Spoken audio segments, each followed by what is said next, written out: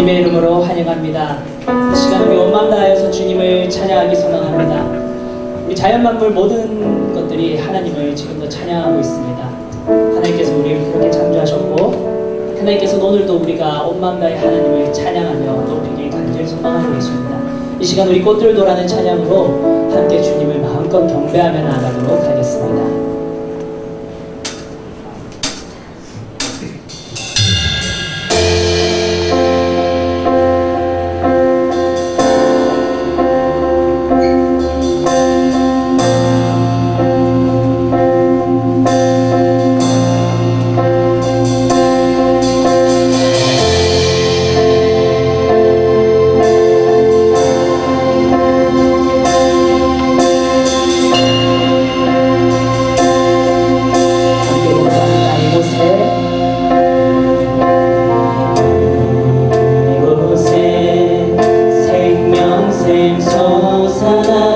눈물 훌쩍 지나갈 때에 어잖아 열매 맺히고 웃음소리 넘쳐나리라. 이곳에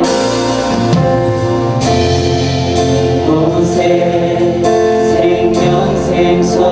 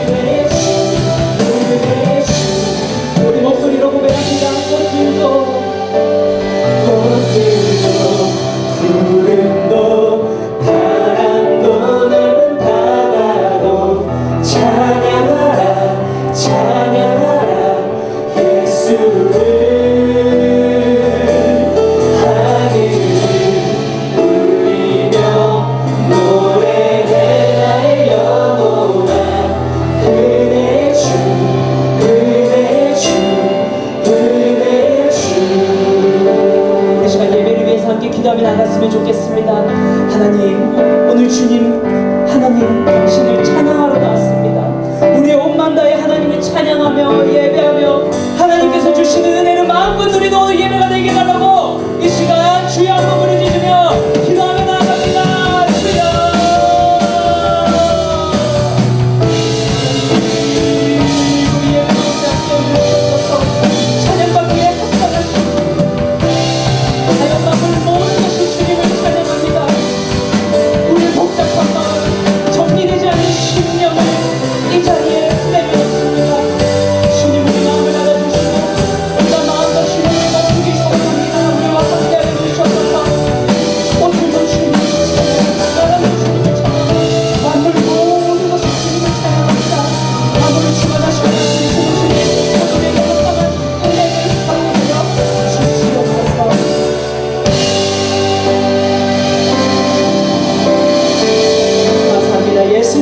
기도하옵나이다. 아멘. 우리 모두 자리에 일어나셔서 기쁨으로 박수치면서 주님을 찬양하겠습니다.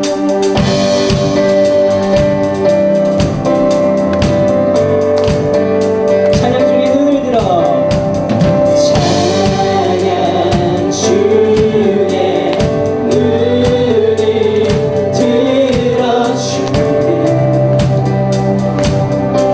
주를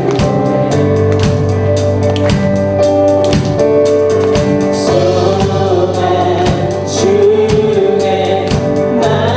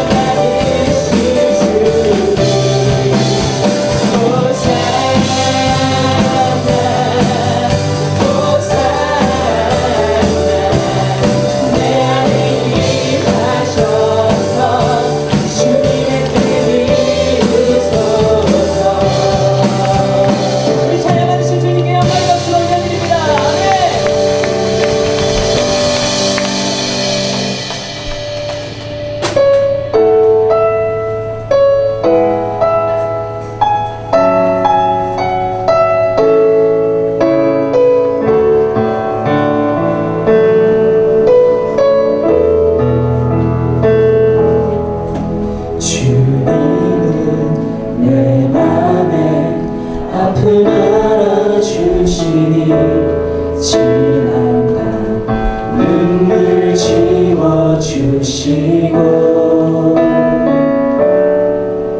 아침에 또 하나 여린 풀들과 같이 내 맘을 새롭게 하네. 그 시간에 보인 주의 영광을 내 삶을 밝게 비춰주시니 온 땅과 모든 삶보다 전에 계셨던 주님 창조 주를 찬양하네. 주님을 거친 바다 위라에 두 손으로 굳게 잡아주시네. 주님께 맡긴 인생의 여정 속 아픈 만큼 기쁨의 날 주시네. 그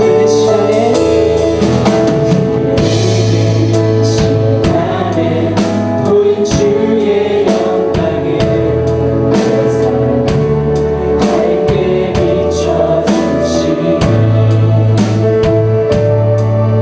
온 땅과 모든 삶보다 전에 계셨던 주님 창조 주를 찬양하네.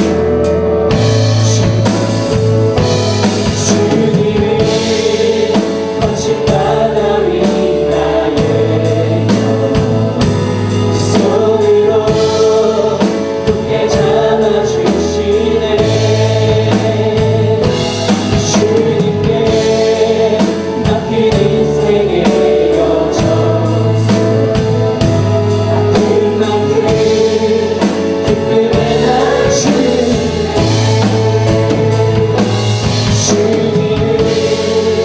거친 바다 위라에 두 손으로 굳게 잡아주시네.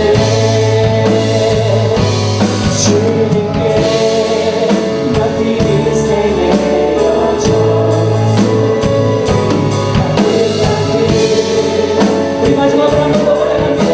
주님을 거친 바다 위라에 두 손으로 굳게 잡아주시네. 아멘. 주님께 맡긴 인생의 여정 속 아픈 만큼 기쁨의 날 주시네.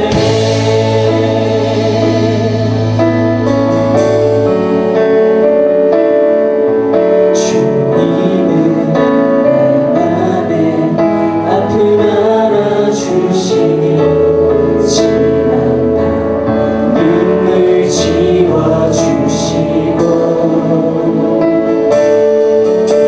아침에 또 하나 여린 풀들과 같이 내 맘을 새롭게 하네. 이 시간 우리 예배를 위해서 함께 기도하며 나가겠습니다. 하나님, 이제 우리가 말씀 앞으로 나아갑니다.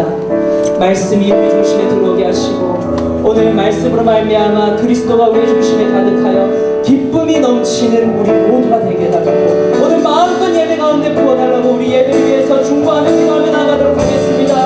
기도하겠습니다. 하나님, 오늘 예배 가운데 주시옵소서. 같이 주께서 우리를 주시옵소서.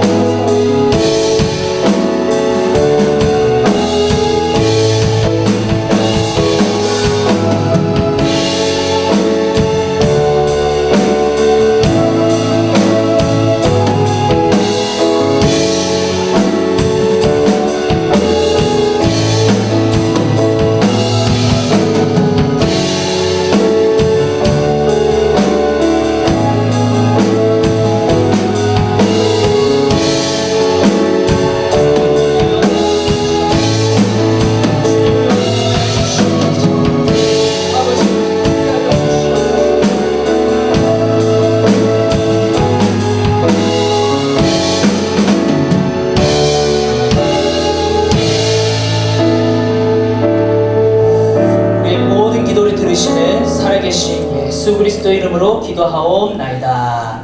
아멘. 우리 사도신경으로 우리의 신앙을 고백하겠습니다. 나는 전능하신 아버지 하나님 천지의 창조주를 믿습니다. 나는 그의 유일하신 아들 우리 주 예수 그리스도를 믿습니다. 그는 성령으로 잉태되어 동정녀 마리아에게서 나시고 본디오 빌라도에게 고난을 받아 십자가에 못 박혀 죽으시고 장사된 지 4일 만에 죽은 자 가운데서 다시 살아나셨으며 하늘에 오르시어 전능하신 아버지 하나님 우편에 앉아 계시다가 거기로부터 살아있는 자와 죽은 자를 심판하러 오십니다.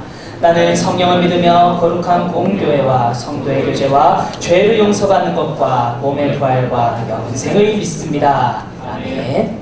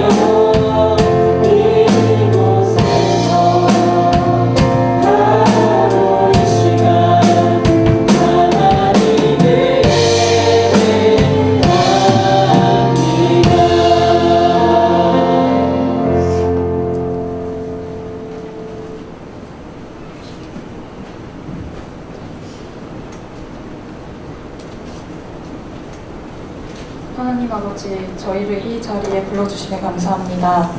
오늘 보이지 않는 곳에 예배를 드리는 지체들도 있습니다. 주님께서 이들 또한도 함께하여 주시옵소서. 현재 많은 이들이 두려워하는 코로나19로 인하여 힘들어하는 사람들이 있습니다. 아픔으로 고통받는 사람들을 위해 마음을 내어 기도할 수 있는 우리가 되게 하여 주시옵고 믿음으로부터 질병을 이기게 하여 주시옵소서. 이들을 막기 위해 맞서 싸우고 있는 의료진분들도 있습니다. 피나는 투혼에 감사드리며 주님께서 함께하사 육체적으로 정신적으로 힘듦을 보듬어 주시옵소서. 이제 말씀을 듣습니다. 말씀을 선포해 주시는 곽은영 강도사님께 성령님께서 함께하셔서 한 주 동안 힘들고 지쳐있는 저희의 영혼들이 회복될 수 있는 귀한 시간이 되게 하여 주시옵고 많이 비워나갈 수 있는 자리 되게 하여 주시옵소서. 저희를 많이 사랑하시는 주님, 저희들은 언제나 주님이 원하시는 곳에 쓰임받기 원합니다.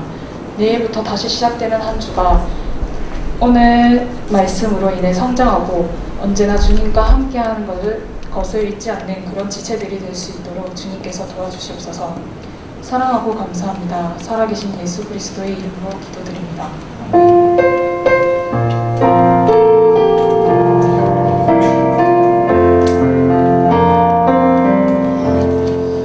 오늘 하나님께서 우리에게 주시는 말씀은 빌립보서 4장 10절에서 13절 말씀입니다. 빌립보서 4장 10절에서 13절 말씀입니다. 제가 먼저 읽도록 하겠습니다. 내가 주 안에서 크게 기뻐함은 너희가 나를 생각하던 것이 이제 다시 싹이 남이니 너희가 또한 이를 위하여 생각은 하였으나 기회가 없었느니라.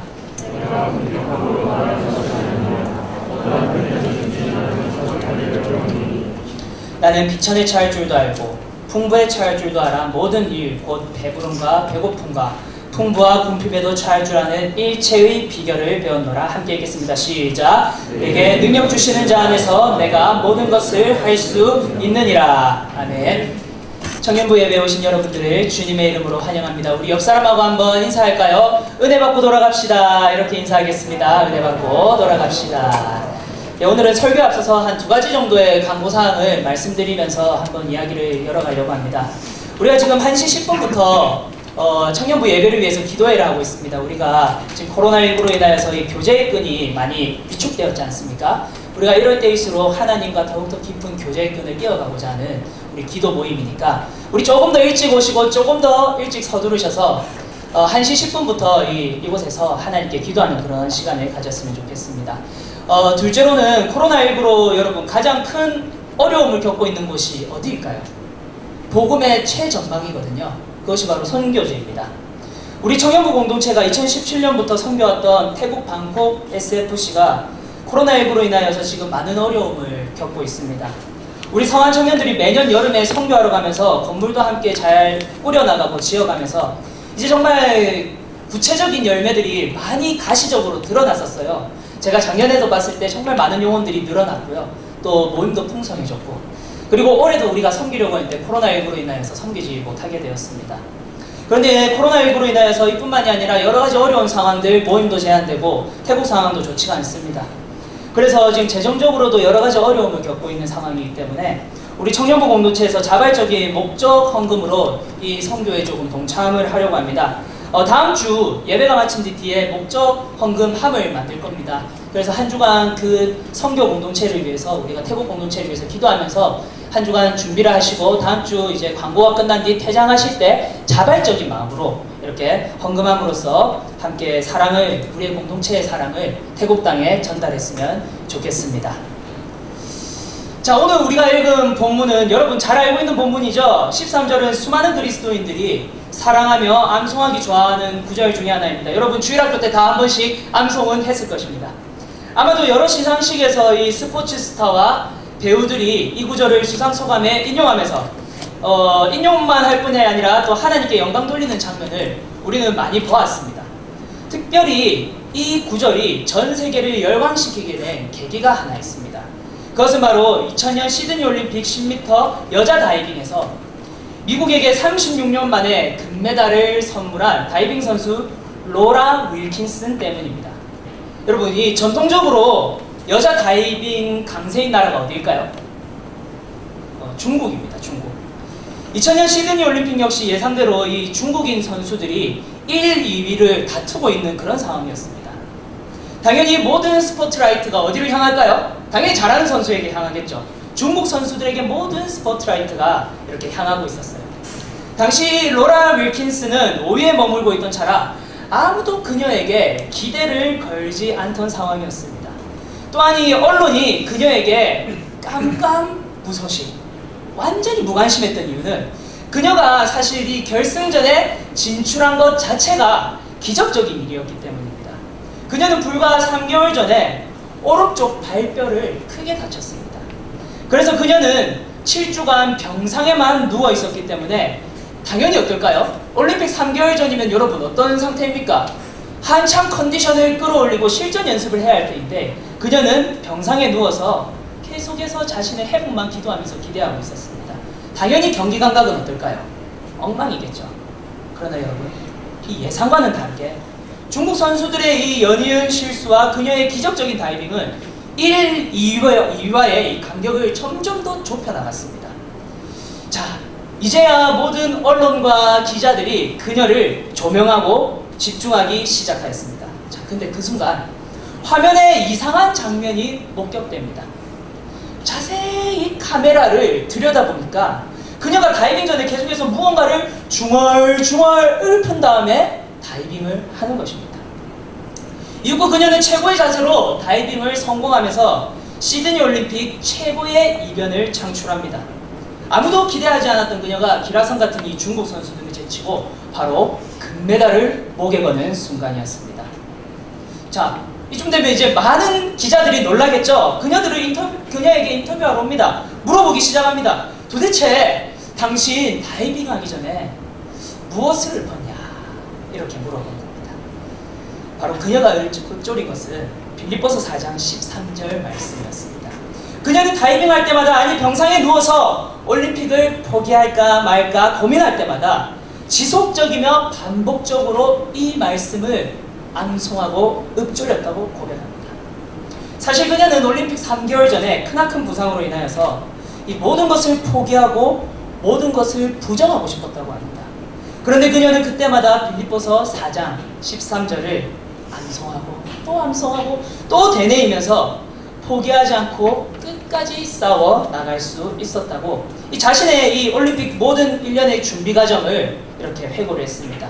그래서 그녀가 금메달을 딴 소감을 묻는 기자에게 이렇게 답변하죠. 저에게 능력 주시는 그분께서 바로 이 일을 행하셨습니다. 할렐루야. 여러분, 여기까지는 정말 은혜로운 장면 아닙니까? 정말 은혜로운 해피엔딩이 아닐 수 없죠. 그런데 사랑하는 여러분, 우리는 여기서 한 차원 더 깊은 의문과 질문을 제기할 수 있어야 합니다. 과연 로라 윌킨슨과 경쟁했던 수많은 선수들 중에 크리스천이 없었을까요? 그들이 메달을 따지 못한 이유는 로라 윌킨슨보다 이 신앙이 부족해서입니까? 아니면 로라 윌킨슨처럼 빌립보서 4장 13절 말씀을 앙송하지 못해서일까요? 아마도 올림픽에 이 출전한 선수들 중에 분명히 수많은 크리스천들이 존재했을 것입니다. 그리고 그들도 그들 나름의 열심을 다해서 신앙생활을 지키면서 살아왔을 것이죠. 우리 조금 더 달리해서 이렇게 한번 생각해 볼게요. 우리 가운데는 정말로 교회를 열심히 섬기는 청년이 있습니다. 모든 예배란 예배는 다 참석하고 언제나 이 섬김의 중심에는 그 청년이 있는 것이죠. 그 청년은 누가 봐도 하나님을 잘 믿고 교회를 정말로 사랑하는 청년입니다.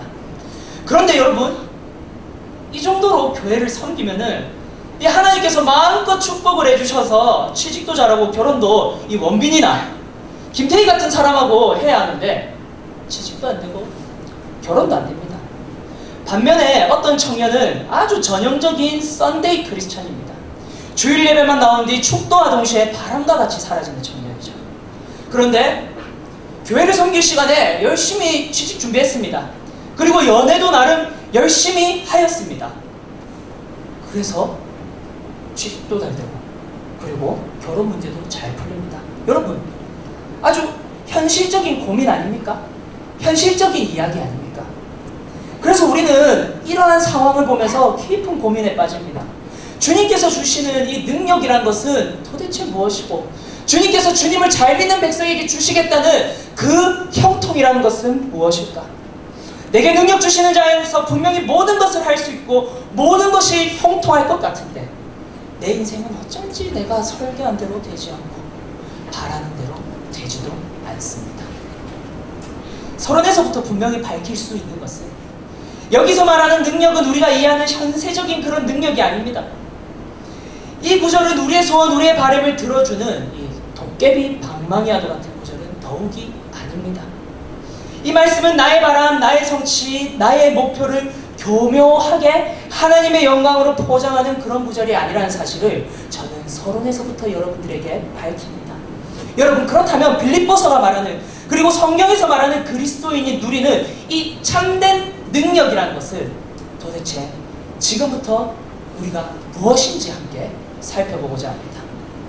무엇보다도 빌립보서가 말하는 능력은 모든 것을 가능케 하는 파워나 자신이 원하는 일을 실현시키는 어떠한 신비한 힘이 아닌 어떠한 상황 속에서도 기뻐할 수 있는 능력을 말합니다. 이런 거죠. 마치 충실하게 훈련받은 군사가 전쟁의 어떠한 국면 속에서도 잘 싸워낼 수 있듯이 잘 훈련받고 잘 단련된 그리스도인은 어떠한 상황 속에서도 이 기쁨의 열매를 누리고 맺습니다. 여러분, 빌립보서의 별명이 무엇일까요? 바로 기쁨의 서신이죠. 빌립보서 전체에서 기쁨과 관련된 말씀은 여러분 총 16회나 반복해서 기록됩니다. 그런데 역설적이게도 이 빌립보서를 기록할 때 저자 바울은 그렇게 기쁜 상황이 아니었어요. 오히려 최악의 상황이었습니다. 그 이유는 당시 바울은 감옥 안에서 이 편지를 기록했기 때문입니다. 여러분, 이 초대 교회에서 바울의 이 존재감이 얼마나 컸겠습니까? 바울 한 명의 명운에 따라 이 초대교회의 명운이 좌지우지된다고 볼 수도 있죠. 또한 바울이 개척한 수많은 교회들이 지금 폭발적으로 이렇게 성장하고 있는 때입니다. 이 시점에서 바울의 손길이 여러분 얼마나 많이 필요할까요? 얼마나 바울이 여러 교회들을 많이 보살피고 다독여야겠습니까? 그런데 그의 모든 사역은 지금 중단되고 맙니다. 감옥에 갇힌 거죠. 아마도 바울은 현실적인 눈으로 볼 때 자신의 상황이 매우 고통스럽고 괴로웠겠죠. 그런데 그는 도무지 기뻐할 수 없는 상황 속에서 지금 기쁨을 외칩니다. 바울은 어떻게 상황에 흔들리지 않고 이러한 기쁨을 이 서신서에서 이렇게 자신있게 기록할 수 있었을까요? 그 비결은 바로 11절에 소개됩니다. 우리 같이 한번 읽어보겠습니다. 11절입니다. 자, 한번 띄워주세요. 본문 11절 띄워주세요. 자, 우리 빨간 글씨는 항상 또 악센트입니다. 함께 읽을게요. 시작. 내가 궁핍함으로 말하는 것이 아니니라. 어떠한 형편에든지 나는 자족하기를 배웠노니. 여러분, 여기서 가장 중요한 단어가 뭘까요? 그렇죠. 똑똑하십니다. 바로 자족입니다. 자족이라는 문자 그대로 스스로 만족하는 상태를 가리키죠. 바울이 여러분 그런데 여기서 이 자족이라는 단어를 의도적으로 채택하여서 사용한 이유가 있습니다. 그 이유는 그 당시를 지배했던 사상, 로마 사회를 지배했던 사상이 바로 스토아 사상이기 때문입니다. 바울은 지금 자족이라는 이 단어를 딱 선택하여서 지금 스토아 사상을 정확하게 공격하기 위해서 이 단어를 골랐습니다. 자족, 헬라어로는 아우텔케리아라는 이 단어입니다. 이 단어는 스토아 철학에서 있어서 이제 정말 매우 중요한 개념인데, 스토아 철학에서 자족이라는 스스로 완전하고 평온한 상태를 말합니다.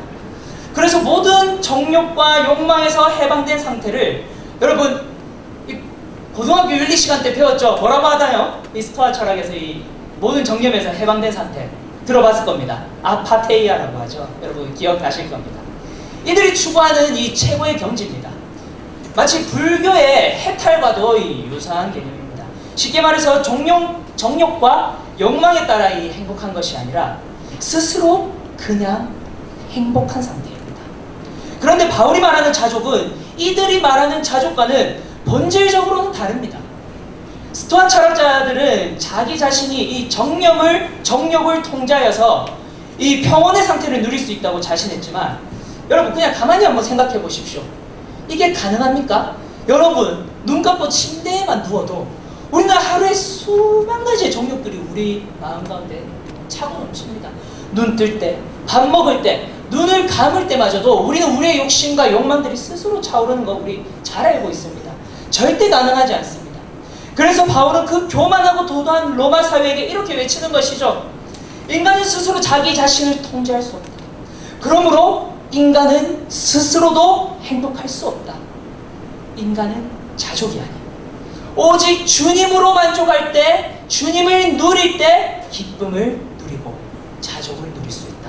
바울은 지금 로마 사회에게 이 말을 지금 선언하고 있는 겁니다. 여러분, 실제로 이 로마 사회는 스토아 철학으로 인해서 이 정욕이 없는 매우 고고하고 이성적인 이상을 추구했지만, 여러분들 잘 아시다시피 이 로마 사회만큼 정욕으로 더럽혀진 사회가 없습니다. 여러분 로마라고 하면은 여러분 어떤 이미지가 떠오릅니까? 앞서 말한 이런 스토아 철학이 이 사람들의 중심 사상인 거 알았어요? 전혀 몰랐을 것입니다. 여러분 우리 스파르타쿠스 보셨죠? 그리고 로마 배경의 미드나 여러 가지 영화를 보면은 정말 쉽사리 알 수 있습니다. 하나같이 음란하기 짝이 없습니다. 동성애를 비롯한 성적인 문란함, 타인의 죽음을 기쁨과 축제로 승화시키는 이 콜로세움의 장악함, 잔인함. 여러분들 로마를 떠올리면 가장 먼저 떠오르는 이미지들이 바로 이러한 것들입니다. 로마인들은 자신이 추구하는 이상과는 전혀 다른 쾌락적이고 잔악한 삶을 살았습니다. 여러분 이것이 지금 무엇을 말합니까? 앞서 제가 말씀드린 것처럼 인간은 자기 자신을 스스로 통제할 수 있다 없다? 절대 없다. 인간은 절대 자기 자신을 통제하면서 스스로의 자족을 누릴 수 없다는 점을 지금 바울은 예리하게 말하고 있는 겁니다. 인간은 여러분 주님이 아니면은 다른 어떠한 곳에서 반드시 거짓 기쁨을 찾기 마련입니다. 주님 안에서 너무나도 사랑하는 여러분들은 지금까지 살아오면서 그냥 짧게 이번 일주일만 여러분들을 한번 돌아보십시오. 여러분들은 무엇으로 말미암아 기쁨을 누리고 계셨습니까? 여러분들의 기쁨의 근원은 과연 어디에서 흘러나왔습니까? 이 시간 진지하게 나 자신에게 한번 물어보시고 돌아가시기 바랍니다. 그래서 그리스도인은 욕망이 아닌 주님 안에 거할 때 자족, 참 기쁨을 누릴 수 있습니다. 지금 로마 사회의 거짓 기쁨을 바울은 계속해서 예리하게 꼬집고 있습니다.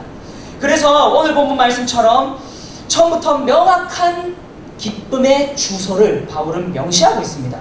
우리 10절을 다시 한번 살펴보겠습니다. 10절 한번 띄워주시기 바랍니다.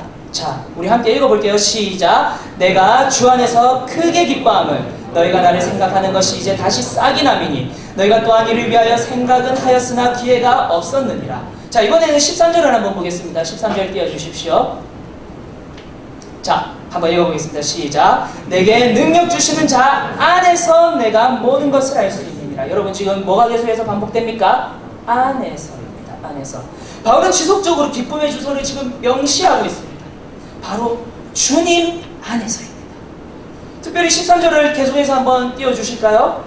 여러 사본들을 보면 이 성경을 보면 카피본들이 있습니다. 이것들을 사본이라고 하는데요. 사본 필사자들은 이 안에서라는 단어 앞에요, 의도적으로 가로를 하고 그리스도라는 단어를 첨가한 사본들이 제법 있습니다. 그러니까 이런 문장이죠. 내게 능력 주시는 자 그리스도 안에서 내가 모든 것을 할 수 있느니라 라는 문장이 될 수 있는 것이죠. 여러분, 누구 안에 거하란 말입니까? 그리스도 안에 거하라는 것이죠. 그만큼 고대 필사자들도 이것을 명시 안 하면은 마치 이 본문을 보면은 어떠한 능력, 슈퍼맨 같은 힘, 이런 것으로 모든 것을 가능할 것처럼 우리가 해석해버리니까 이 여러 필사자들도 이 말씀에 이 그리스도라는 단어를 강조했던 것입니다. 실제로 바울 서신 안에서 이 안에서라는 이 단어는 160회나 등장할 만큼 정말로 중요한 바울의 핵심 사상입니다. 바울은 빌립보서뿐만 아니라 자신의 서신서 전체를 통하여서 인간의 참된 기쁨은 이 주님 안에 거할 때 가능하다고 말합니다. 그래서 주님으로 자족하는 사람은 여러분 어떠한 상황이 오든 격동하지를 않아요. 태풍 속에서도 이 고요함을 누리는 것이죠. 우리가 자꾸만 여기서 말하면 이렇게 휩쓸리고 저렇게 말하면 저렇게 휩쓸리고 우리의 기쁨이 계속 누구 한마디에 왔다 갔다 하고 우리의 기쁨이 누구의 인정에 왔다 갔다 하는 이유가 무엇일까? 우리의 기쁨이 주님 안에 있는 것이 아니라 다른 사람의 말, 다른 사람의 인정, 우리 안에 다른 정욕에 거하기 때문에 우리의 기쁨이 계속 왔다 갔다 흔들리는 것입니다. 그래서 바울은 12절을 통해 이렇게 말합니다. 이 모든 현상들을 얘기하는 거예요. 12절 한번 띄워주세요. 나는 비천에 처할 줄도 알고 풍부에 처할 줄도 알아. 모든 일 곧 배부름과 배고픔과 풍부와 고품에도 처할 줄 아는 일체의 비결을 배우노라. 바울이 지금 말하는 상황이 뭘까요? 즉 바울은 바울 안에 주님이 가득 차 있으니까 이 풍부에 처하더라도 배부르거나 배고프거나 궁핍하거나 이런 모든 상황 속에서도 흔들리지 않고 기뻐할 수 있다고 바울은 지금 외치고 있는 것입니다. 왜? 내 안에 주님이 가득 차 있으니까. 우리가 자꾸만 참된 기쁨을 누리지 못하는 이유는 사실 우리 안에 우리가 그리스도 안에 거하지 아니하고 이 욕망 안에 거하고 있기 때문입니다. 우리가 자꾸만 로마인들처럼 욕망으로 기쁨을 누리려고 이 쾌락으로 허물을 달래려다 보니까 우리 삶에는 이 본질적인 기쁨이 없는 것입니다. 그래서 세상 사람들이 그리스도인을 볼 때 여러분 전혀 다른 것을 느끼지 못하는 것이죠. 똑같은 것을 추구하고 똑같은 것을 갈망하고 똑같은 것 때문에 슬퍼하고 똑같은 것 때문에 기뻐하니까 세상 사람들이 우리를 볼 때 구별이 안 간다고 얘기하는 거예요. 구별이 안 가요. 왜냐? 똑같이 이렇게 되면 이래서 좋고 저렇게 하면 저래서 기쁘고 우리가 똑같은 기쁨을 추구하기 때문입니다. 왜? 내 안에 예수님이 없으니까. 여러분들은 달라야 할 줄 믿습니다. 여러분들은 그리스도인으로서의 이 정체성, 이 기쁨의 근원지에서 벗어나질 않기를 간절히 소망합니다. 상황과 환경 때문에 달라지는 그런 저급한 기쁨이 아니라 본질적으로 흔들리지 않는 기쁨을 누리시는 여러분들이 되시길 바랍니다. 그래서 바울은 디모데전서 6장 6절에서 10절 말씀을 통해 강력하게 우리에게 권면합니다. 한번 말씀을 띄워주세요. 제가 한번 읽어드리도록 하겠습니다. 그러나 자족하는 마음이 있으면 경건은 큰 이익이 되느니라. 우리가 세상에 아무것도 가지고 온 것이 없음에 또한 아무것도 가지지 못하리니 우리가 먹을 것과 입을 것이 있은즉 족한 줄 알 것이니라. 구하려고 하는 자들은 시험과 올무와 여러 가지 어리석고 해로운 욕심에 떨어지나니 곧 사람으로 파멸과 멸망에 빠지게 하는 것이라. 자, 우리 10절은 함께 읽겠습니다. 10절 시작. 돈을 사랑함이 일만하게 뿌리가 되나니 이것을 탐내는 자들은 미혹을 받아 믿음에서 떠나 많은 근심으로 자기를 찔렀도다. 아멘. 바울은 지금 분명하게 말하고 있습니다. 주님 안에 거하지 않는 사람은 반드시 욕심 안에 거하기 마련이며 파멸과 멸망에 빠져 뭘로 자신을 찌른다? 뭘로? 근심으로 자신을 찌른다고 말합니다. 이것이 욕망 안에 거하는 사람들이 느끼는 인생의 허무와 걱정과 아픔과 근심입니다. 그러나 우리가 예수 그리스도 안에 거하면은 우리 안에는 이런 것들 때문에 흔들리지 않는 원초적인 기쁨으로 말미암아 우리 삶이 해석되고 우리 삶에 감사가 넘쳐나고 우리 삶이 더욱더 긍정적으로 변할 수밖에 없는 것입니다. 여러분들 삶에 근심이 가득합니까?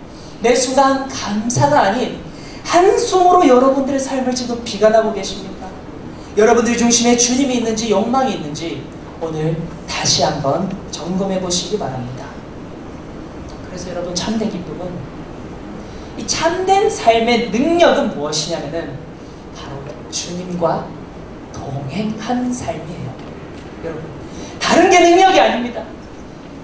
어떠한 우리가 원하는 것을 이뤄주시고 우리가 기도하는 것이 즉각 응답되는 것, 그런 것이 바로 능력이 아니라 그냥 주님이 내 옆에 동행하는 것이 능력입니다. 여러분, 우리는 능력을 너무나도 현세적으로만 이해할 때가 많습니다. 형통을 물질적으로만 이해할 때가 많죠. 성경에서 말하는 형통은 단 한 번도 이 상황과 환경에 따라 좌지우지 된 적이 없어요. 여러분, 여러 성경 인물을 한번 살펴보십시오. 제가 저번에 설교했던 아브라함 보십시오. 다니엘 보십시오. 여러 믿음의 영웅들을 보십시오. 그들은 상황에 흔들리지 않고 기뻐했습니다. 왜? 그냥 하나님이 나와 함께 하시니까. 주님이 나와 동행하시니까. 주님이 내 안에 가득 충만하시니까. 여러분, 우리는 이미 형통하다고 성경은 기록하고 있습니다. 재밌지 않습니까? 여러분들이 이미 다 산 것도 아닌데 우리 모든 인간은 형통하다고 기록을 하고 있어요. 여러분, 요셉의 삶을 한번 살펴볼까요?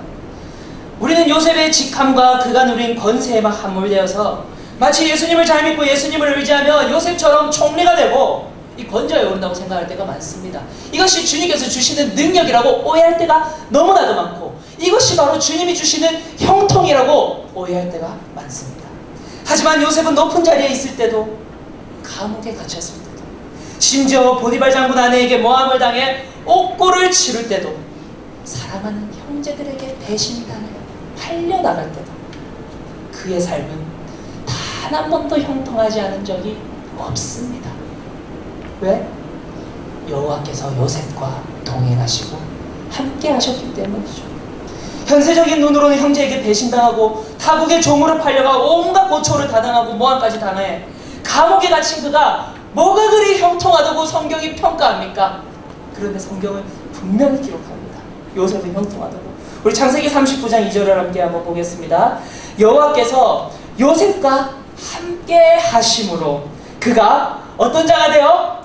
형통한 자가 되어 그의 주인 애굽 사람의 집에 있으니. 여러분, 39장 23절도 한번 보겠습니다. 똑같이 평가합니다. 간수장은 그의 손에 맡긴 것을 무엇이든지 살펴보지 아니하였으니 이는 여호와께서 요셉과 함께 하심이라. 여호와께서 그를 범사에 형통하게 하셨더라. 아멘. 여러분, 여호와께서 함께 하심이 바로 형통인 줄 믿으시기 바랍니다. 여호와께서 함께 하심이 바로 능력입니다. 여러분, 능력을 오해하지 마십시오. 오늘 이 진리를 깨닫고 어떠한 상황 속에서도 주님이 함께 하시니까 기뻐하시는 여러분들이 되시기를 간절히 소망합니다. 이제 말씀을 정리하겠습니다.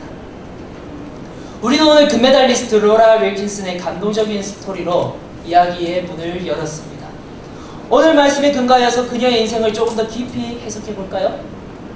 만약 그녀가 똑같이 열심히 빌립보서 말씀을 묵상하고 부상을 힘들게 극복하여서 다이빙을 할 때마다 아까 했듯이 똑같이 빌립보서를 읊조리면서 다이빙을 했습니다. 그런데 그녀가 메달을 목에 걸지 못하였다면 그녀는 과연 실패한 인생입니까? 그녀에게는 기쁨이 아닌 좌절만 남아 있을까요? 사랑하는 여러분, 절대 그렇지 않습니다.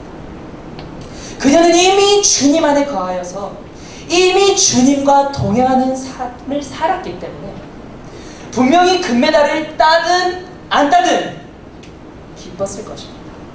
앞서 말한 교회를 사랑하고 열심히 섬긴 청년의 취업 문제와 결혼 문제가 풀리지 않는다고 한들 그 청년의 이 본질적인 기쁨이 흔들릴까요? 결혼의 문을 열어주시고 취업의 문을 열어주시고 좀 더 좋은 학점을 주셔서 기쁠까요? 아니 반대로 하나님께서 여전히 결혼의 문도 닫고 취업의 문도 닫고 학점도 보기 싫은 교수님 다시 봐야 하고. 여러분, 그렇다고 그녀의 그리고 여러분들의 기쁨은 흔들리지 않습니다. 왜 그렇습니까? 이미 주님과 동행하는 삶을 살고 있기 때문입니다. 우리 역시도 하나님이 이미 우리와 동행하고 계십니다. 그러므로 우리는 우리 안에 가고 계신 예수 그리스도를 통해 이 상황을 해석하는 눈을 얻어야 합니다. 그리스도로 말미암아 문제를 바라볼 때 어떠한 상황 속에서도 우리는 기뻐할 수 있는 능력이 배양되는 것입니다. 여러 가지 상황과 환경들이 여전히 여러분들을 지금 흔들고 있음 잘 알고 있습니다. 문제들이 여러분들의 기쁨을 빼앗아가고 있다는 사실 또한 잘 알고 있습니다. 그러나 우리 안에 거하고 계신 예수 그리스도를 지금 이 시간에 우리가 다시 한번 꼭 붙들 때 우리는 상황을 압도하는 기쁨을 누릴 줄 믿습니다. 이러한 믿음으로 상황을 압도하여 날마다 풍성한 그리스도인의 능력을 누리면서 세상의 빛과 소금이 되는 능력의 청년들이 되기를 주님의 이름으로 간절히 소망합니다. 아멘. 우리 이 시간 찬양하면서 기도하면서 나아가도록 하겠습니다. 소망 없는 내 삶에 새 생명 허락하신 이 주님의 은혜를 기억하면서 우리가 다시 한번 믿음으로 주님 앞에 나아가겠다고 결단하면서 믿음으로 상황을 압도하는 우리 모두가 되었으면 좋겠습니다. 우리 이 시간 결단하는 마음으로 이 찬양을 하겠습니다. 고백하겠습니다.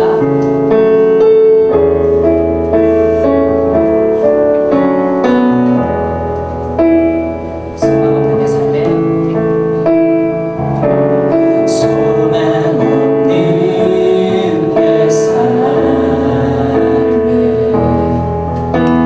새 생명 허락하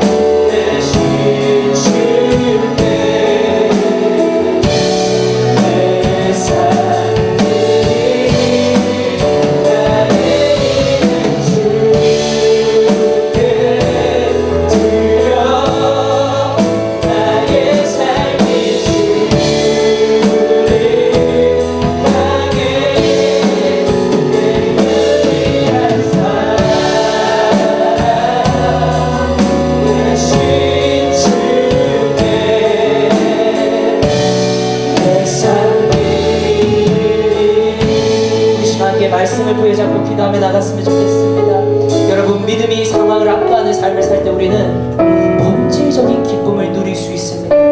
오늘 우리가 빌립보서 말씀을 통해 능력이 무엇인지 배웠습니다. 그것은 바로 어떠한 상황 속에서도 흔들리지 않는 그리스도인이 느끼는 그 정체성으로 기인되는 기쁨입니다.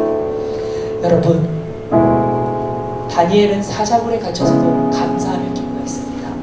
아브라함은 자녀를 얻지 못하는 상황 속에서도 믿음으로 주님 앞에 나아갔습니다. 사랑하는 독자를 바치라는 그 하나님의 명령에서도 기쁨을 따랐습니다. 그것이 무엇일까요?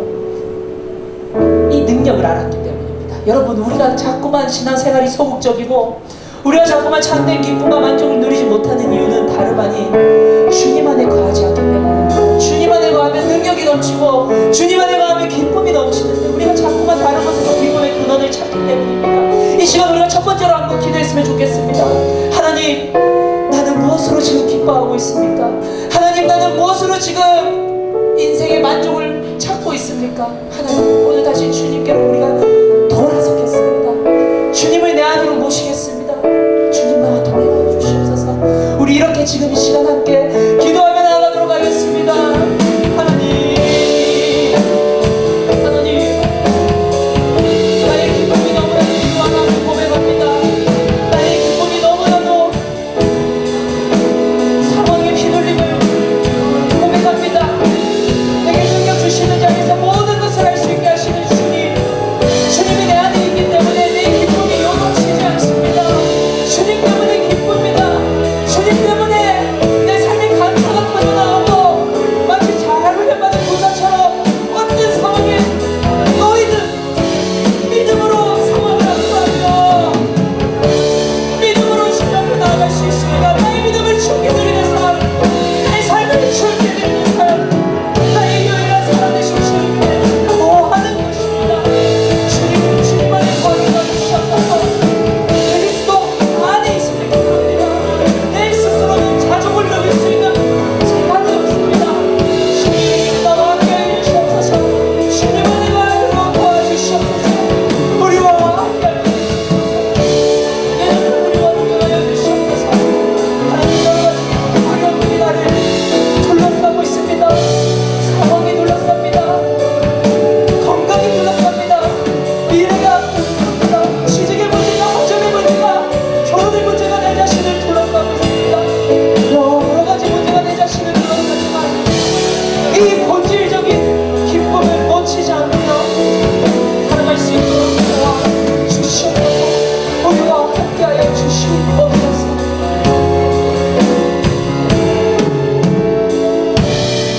우리 한 가지 기도 제목을 놓고 더 기도하며 나갔으면 좋겠습니다.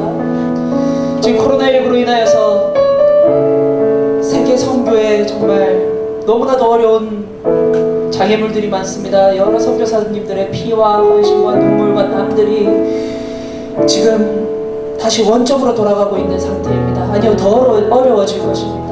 우리 이 시간 세계 선교와 복음과 그리고 타국에서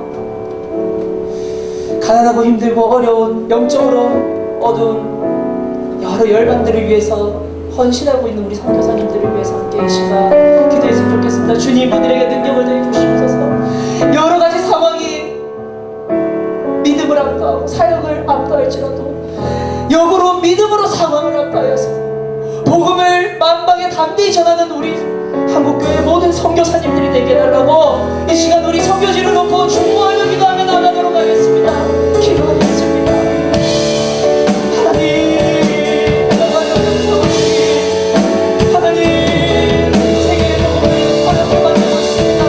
그러나 이 상황을 뚫고 이 어려움을 뚫고 주님 만방의 복음을 전하는 우리 선교사님들을 중보합니다. 복음의 파수꾼으로 복음의 최전선에서 싸우고 있는 주님 지켜 보호하여 주시옵소서. 하나님,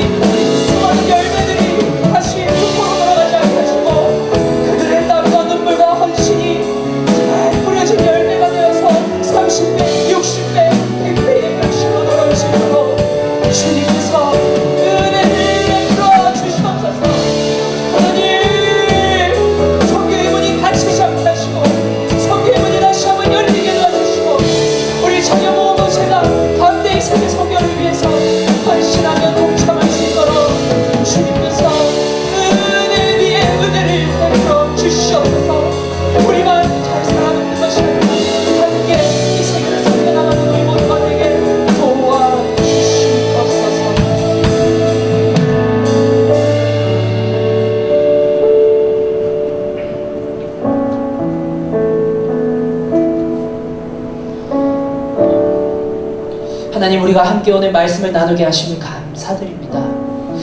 하나님, 우리가 청년의 때에 살아가면서 여러 가지 유혹에 넘어갈 때가 많습니다. 하나님 아버지, 그래서 그곳을 쫓아 그곳이 참된 기쁨이라 생각하며 내 자신이 소비되고 있음을 망각하며 내 영혼이 계속해서 가라여지고 있고 허무해지고 있고 어려워지고 있다는 사실을 알면서도 눈에 보이는 정욕에 따라서 욕망에 따라서 살아갈 때가 많습니다.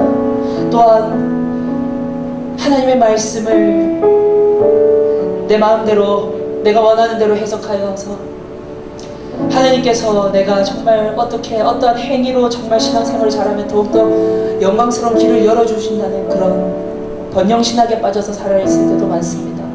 하나님, 이 시간 우리가 다시 말씀으로 돌이키기 원합니다. 참된 기쁨의 근원이신 예수 그리스도 안에 거하게 하시고 그 안에서 능력을 누리게 도와주시옵소서. 하나님, 기쁨의 근원이 계속해서 바뀌고 기쁨의 근원이 계속해서 변질되지 않도록 도와주시옵소서. 그런 저급한 기쁨이 아니라 그리스도인으로서 느끼는 본질적인 기쁨으로 오늘 부여잡기 원합니다. 그럴 때 우리는 주님께서 주시는 능력으로 모든 상황을 이겨낼 수 있습니다. 모든 상황을 압도해 나갈 수 있습니다. 하나님, 상황에 따라 좌지우지되는 그런 그리스도인이 아니라 주님이 주시는 능력으로 상황을 압도하는 그리스도인이 되어서 하나님, 우리가 어떠한 상황이든지 어떤 곳에 가든지 주님의 향기를 품고 주님의 향기를 뿌리며 주님의 빛을 마음껏 바라는 능력의 크리스천, 능력의 주의 청년들이 될 수 있도록 우리 모두를 사용하여 주시옵소서. 이제 기쁨의 근원을 찾았습니다. 능력의 근원을 찾았습니다. 그리스도를 꼭 붙잡고 일주일의 삶으로 우리가 파송됩니다. 그 삶 속에서 믿음을 입증해 나가며 삶으로 살아나가는 우리 모두가 되게 도와주시옵소서. 하나님, 이 시간에도 선교지에서 피와 땀을 흘리며 헌신하는 선교사님들이 있습니다. 특별히 하나님 아버지, 우리가 교제하며 함께 세워나갔던 방콕 SFC가 있습니다. 하나님 아버지, 선교사님을 붙들어 주시고 그곳에 있는 태국의 영혼들을 주님께서 붙들어 주시옵소서. 우리가 함께 중보하며 우리가 함께 나아가겠습니다. 우리가 마음을 주님 전달할 때 주님 큰 힘이 되게 하시고 상황을 풀어주시고 열어주셔서 그곳에서도 하나님 아버지 복음이 주님 잘 전달되어서 많은 태국의 영혼들이 주님을 믿게 도와주시옵소서. 그리고 우리가 기도하고 헌신하고 하나님 아버지 땀 흘리는 모든 선교사님들을 위해서 중보할 때 하나님 아버지, 우리가 모두 보내는 선교사가 되게 도와주시옵소서. 우리도 모두 선교사입니다. 이 선교사역에 동참하는 우리 모두가 될 수 있도록 은혜를 베풀어 주시옵소서. 감사합니다. 살아계신 예수 그리스도 이름으로 기도하옵나이다. 아멘. 우리 주기도문으로 오늘의 모임 마치겠습니다. 하늘에 계신 우리 아버지여, 이름이 거룩히 여김을 받으시오며 나라가 임하시오며 뜻이 하늘에서 이루어진 것 같이 땅에서도 이루어집니다. 오늘 우리에게 일용할 양식을 주시옵고 우리가 우리에게 죄 지은 자를 사하여 준 것 같이 우리 죄를 사하여 주시옵고 우리를 시험을 이기게 하지 마시옵고 다만 악에서 구하시옵소서. 나라와 권세와 영광의 아버지께 영원히 있사옵나이다. 아멘.